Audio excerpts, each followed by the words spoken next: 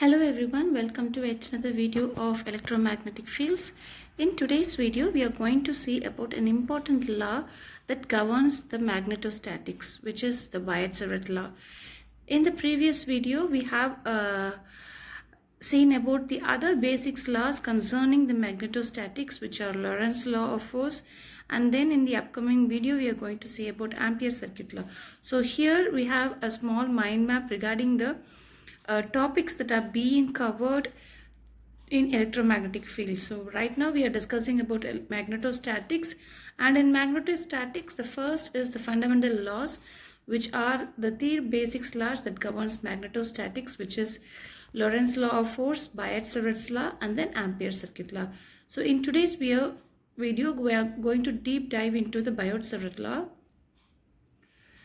So these are the topics that we are going to discuss today. So first we are going to discuss the topic based on a design thinking based approach. So we are going to find out, we are going to empathize why this Biot-Savart law is needed, and then we are going to define this problem and then ideate it by visualizing the magnetic field geometry, and then by a simple practical applications we are going to witness the Biot-Savart law, and finally a small quiz for your understanding.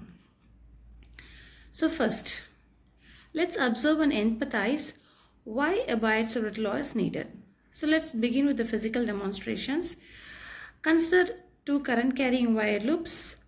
Both can attract or repel each other, because we know that whenever a current passes through a conductor, a magnetic field will be set up. Since we are having two current carrying wires, so either they can attract or repel based on the magnetic field poles.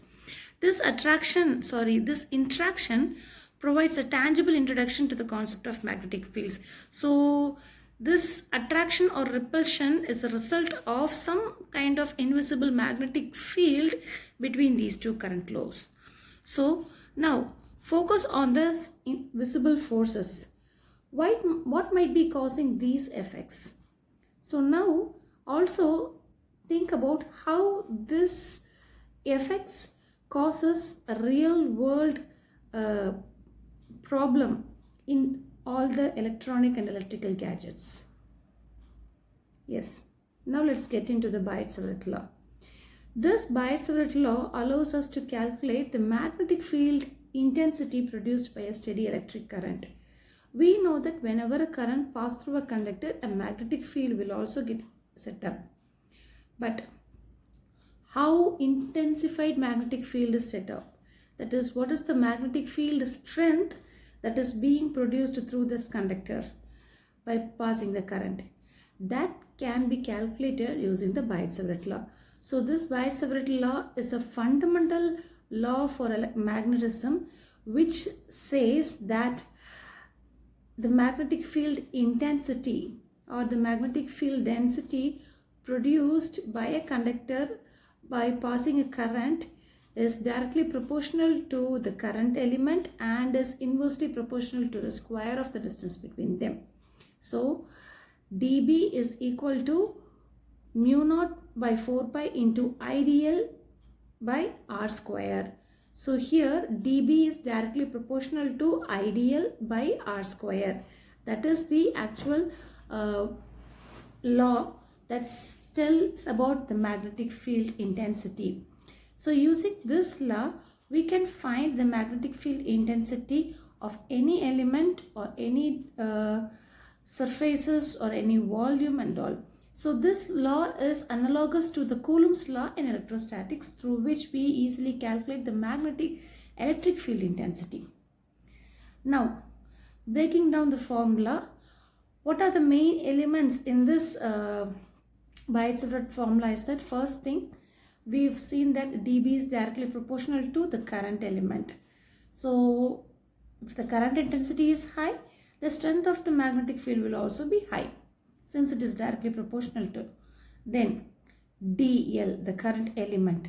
We are considering here a small segment of the conductor, because we split the entire section into infinitesimal pieces, and for this infinitesimal small piece we are going to find the magnetic field strength, and finally by integrating we will calculate for the total length. Then this field strength is inversely proportional to the square, which means that increase in length will decreases the field strength. Now let's visualize this magnetic field. Let's take two cases. One is a straight current conductor carrying wire, the other one is a current loop.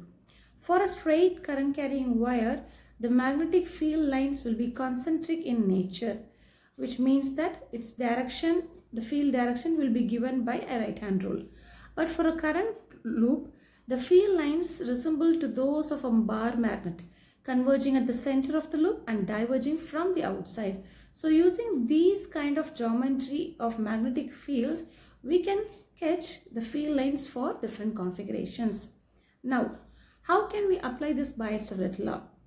First, let's calculate the field at the center of a circular loop.